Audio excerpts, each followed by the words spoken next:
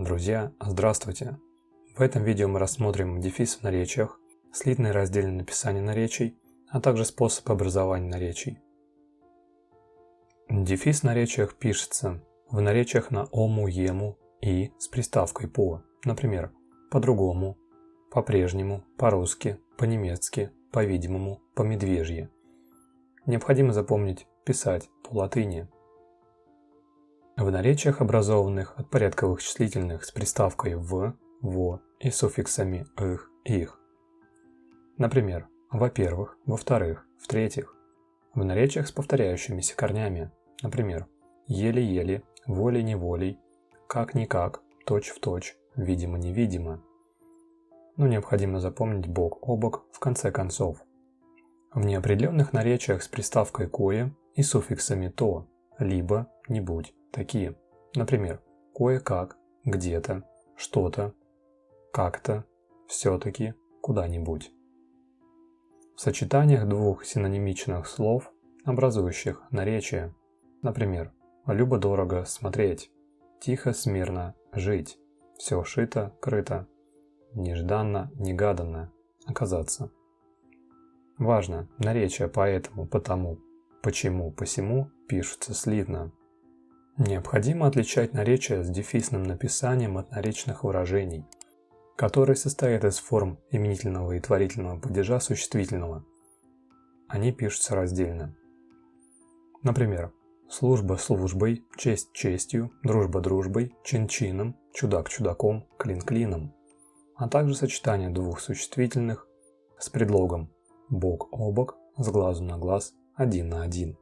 Наречия в основном пишутся слитно, образованные от прилагательных, обозначают признак предмета, например, стрелять вслепую, вытереть досуха. Собирательных числительных обозначают количество предметов как одно целое, например, вдвоем, семеро.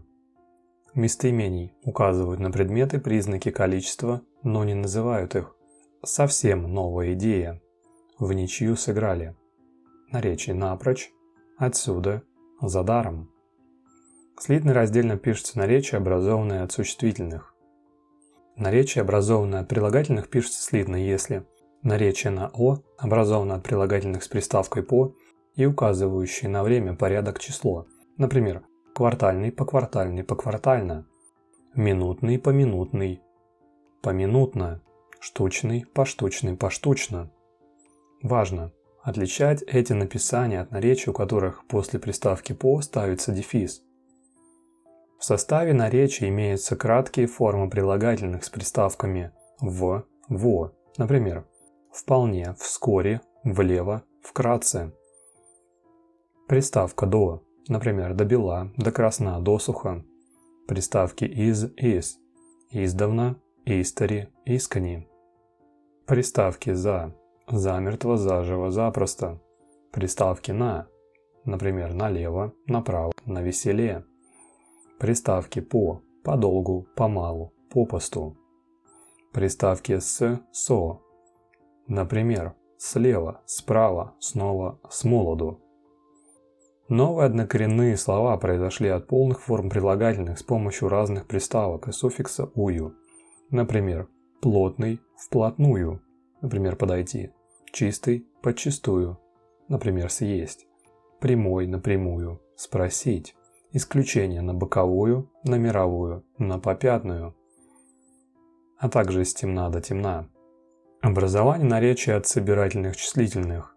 При образовании новых наречий от собирательных числительных используется приставочно-суффиксальный способ. От собирательных числительных с помощью приставок в, на и суффиксов образованы наречия четверо, вчетверо, вчетвером, трое, втрое, втроем, натрое, пятеро, пятеро, впятером. Исключение пишется раздельно. По плюс собирательное числительное, например, по двое, по трое. На, за плюс их, например, на троих, за семерых. Пишутся раздельно предложенные сочетания, образованные повтором числительных. Например, пойти двое на двое, остаться один на один, сразиться трое на трое. Наречия, образованные от местоимений, пишутся слитно с приставками, например, вовсю, совсем, вовсе. Местоимения с предлогом пишутся раздельно, например, вслед за тем, по этому, самому, независимо от того, плюс указательные местоимения тот, этот. У того, к этому, ни в какую, пишется в 3 слова. Наречия, образованные от наречий, пишутся слитно, поскольку в их образовании участвуют различные приставки.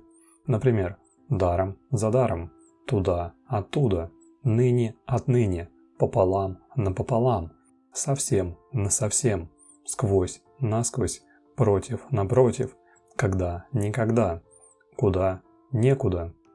Раздельно пишутся 7 наречий с предлогом «на». Их необходимо запомнить.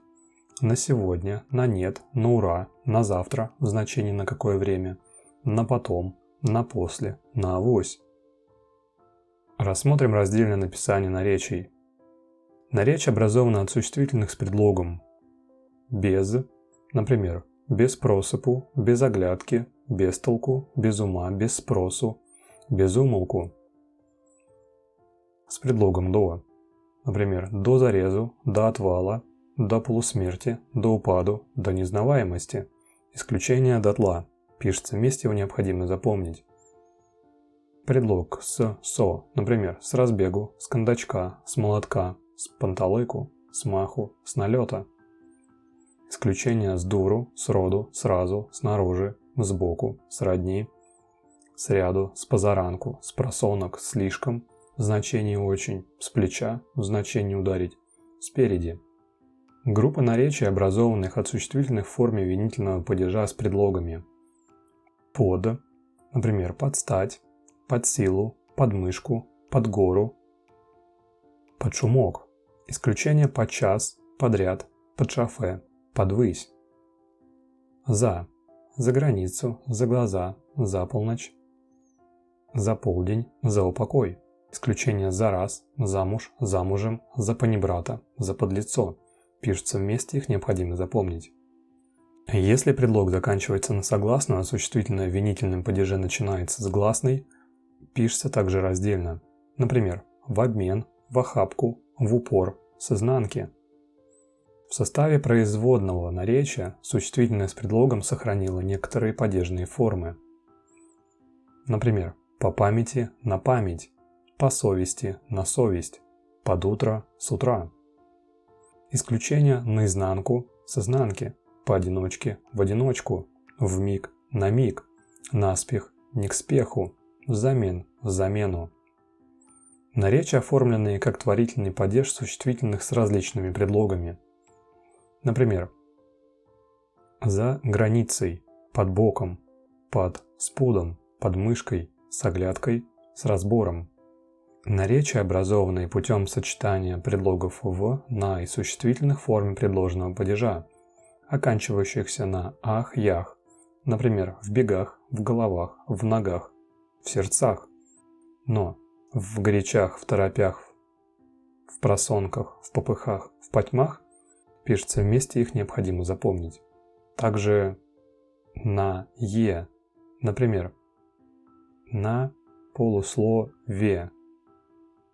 Пишется раздельно, но накануне пишется вместе, это необходимо запомнить.